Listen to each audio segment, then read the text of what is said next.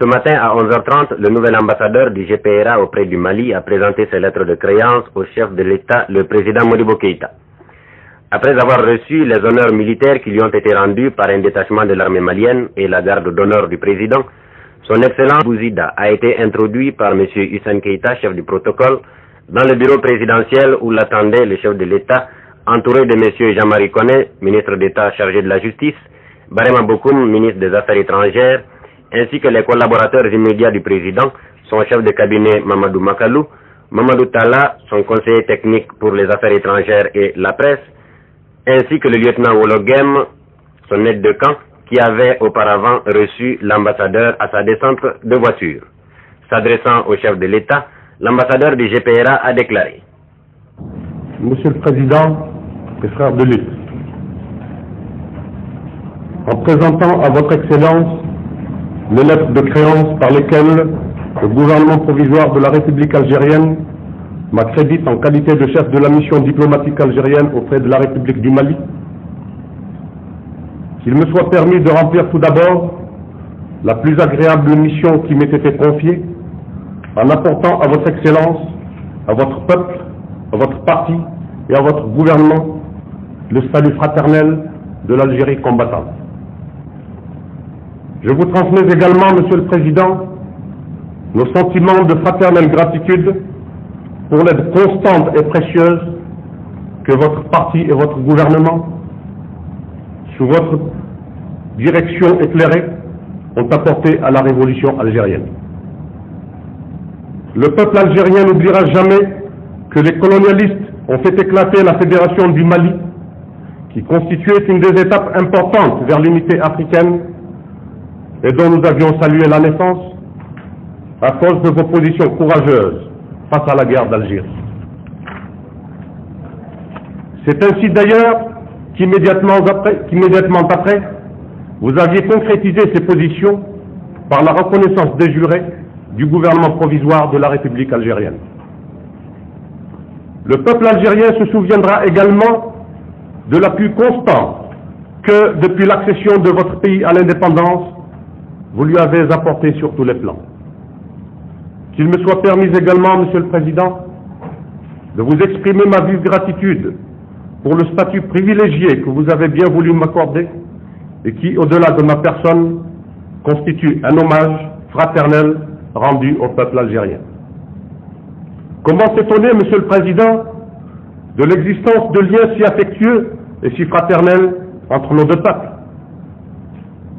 Peuple frère, l'histoire a tissé entre eux des liens d'une profondeur et d'une densité particulière. Nos deux peuples ont supporté la même domination coloniale, connu les mêmes épreuves et subi les mêmes souffrances. Le peuple du Mali et le peuple algérien ont également en commun le même sentiment exigeant de l'honneur qui fait préférer la mort à la servitude, le même amour lancinant de la liberté, la même volonté d'œuvrer dans le sens d'une libération totale de l'homme et des peuples africains. C'est dire que le représentant de l'Algérie considère le Mali comme sa seconde patrie et se sent chez lui à Bamako. Monsieur le Président, la présentation de lettres de créance me confère la qualité de diplomate à laquelle je ne suis pas préparé. Par contre, j'ai été forgé par les épreuves de la lutte et le militantisme dans les rangs du glorieux Front de Libération Nationale, promoteur de la révolution algérienne. En cette qualité, je suis également accrédité, je dirais mieux, détaché auprès de l'Union soudanaise RDA, ce vaillant parti de lutte que vous avez forgé et dont vous avez fait, Monsieur le Président, un instrument efficace non seulement pour la grande révolution qui s'accomplit dans votre pays, mais encore pour la libération de l'Afrique. Monsieur le Président, par une heureuse coïncidence, j'arrive dans votre pays au moment même où la première phase de la révolution algérienne s'accomplit victorieusement. Après plus de 130 années de résistance et une guerre de libération qui dure depuis 8 ans, l'une des plus grandes guerres de libération que l'histoire ait enregistrées, le peuple algérien voit enfin se réaliser ses aspirations nationales. Car au moment où j'ai l'insigne honneur de m'adresser à vous, l'Algérie se trouve dans l'antichambre de l'indépendance et de la liberté reconquise. C'est dire, Monsieur le Président, que l'heureuse issue de notre lutte de libération ouvre des perspectives nouvelles pour une coopération fructueuse entre nos deux pays. Cette coopération sera facilitée non seulement parce qu'aucun contentieux n'existe entre nos deux pays frères, mais encore parce que nos deux peuples, sous l'égide de nos partis révolutionnaires, poursuivent la réalisation des mêmes objectifs et la concrétisation du même idéal. Sur le plan national, nos deux peuples sont animés par la même soif de justice sociale et la même passion pour la reconstruction et l'épanouissement économique de nos pays. Sur le plan international, nous restons plus que jamais fidèles aux principes de Bandung, de Belgrade et de Casablanca. Plus spécialement sur le plan africain, nous demeurons plus que jamais de fanatiques militants de l'unité africaine pour laquelle vous combattez si farouchement, Monsieur le Président. Ensemble, nous devons œuvrer pour la libération totale de l'Afrique. Ensemble, nous devons dénoncer et anéantir tous les tchombés africains qui paralysent cette œuvre grandiose. Ensemble, nous devons éliminer les hésitants ou les sceptiques afin que seuls des militants révolutionnaires et trempés dans les épreuves de la lutte prennent en main les destinées de la grande Afrique qui se construit. Mais comment songer à construire l'Afrique? Comment apprécier notre liberté pendant que plusieurs peuples africains subissent encore la domination coloniale? C'est dire qu'aucun peuple africain ne peut s'estimer libre tant que d'autres peuples africains sont encore asservis. Notre tâche est immense, mais les perspectives si exaltantes. Monsieur le Président, c'est dans ce cadre que s'insère ma mission auprès de votre Excellence, de votre parti et de votre gouvernement. Investi de la confiance de mon gouvernement, j'espère arriver à mériter la vôtre afin que je puisse apporter ma modeste contribution à la réalisation des objectifs communs à nos deux peuples et à nos deux gouvernements. En terminant, vous me permettrez, Monsieur le Président, de formuler des vœux de bonheur personnel à votre Excellence, ainsi que mes vœux de succès pour votre parti et de prospérité pour votre peuple frère. Le président Modibo Keïta a répondu à son Excellence Bouzida en ces termes. Excellence et chers frères de combat, la cérémonie que nous vivons, par la signification que vous lui donnez, et que moi-même je lui donne, revêt à nos yeux une importance particulière en raison des événements que vivent les combattants algériens. Vous êtes chez vous, en République du Mali, sur une terre africaine, sur une terre qui est le prolongement de la terre algérienne et qui, comme vous le rappeliez si bien, dans le passé, a eu avec ta sœur, la terre d'Algérie, des événements communs à affronter, des problèmes communs à résoudre. Pour nous, vous représentez un pays frère, donc vous n'êtes pas pour nous un ambassadeur au terme propre du mot, parce que nous savons que les objectifs que vous suivez et que nous-mêmes nous poursuivons sont les mêmes, aussi bien dans leur définition que par les moyens et les voies que nous voulons choisir pour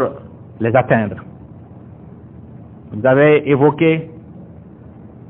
la solidarité du peuple malien vis-à-vis du vaillant peuple algérien qui se bat. Je vous dirais plutôt que c'est le peuple malien qui vous doit de la reconnaissance, qui doit de la reconnaissance au peuple algérien qui a sacrifié des centaines de milliers de ses meilleurs fils pour que les peuples africains puissent s'éveiller à la conscience de lutte et revendiquer leur indépendance. Les sacrifices que le peuple algérien, c'est sur cela que s'est édifiée l'indépendance de tous les peuples africains. Et nous n'oublierons jamais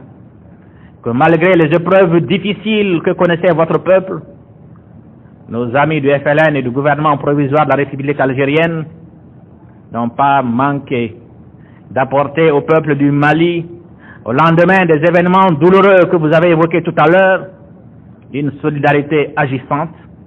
et une assistance que nous n'avons jamais prise en défaut. Excellences et chers frères de combat, nous nous réjouissons, et tout le peuple du Mali se réjouit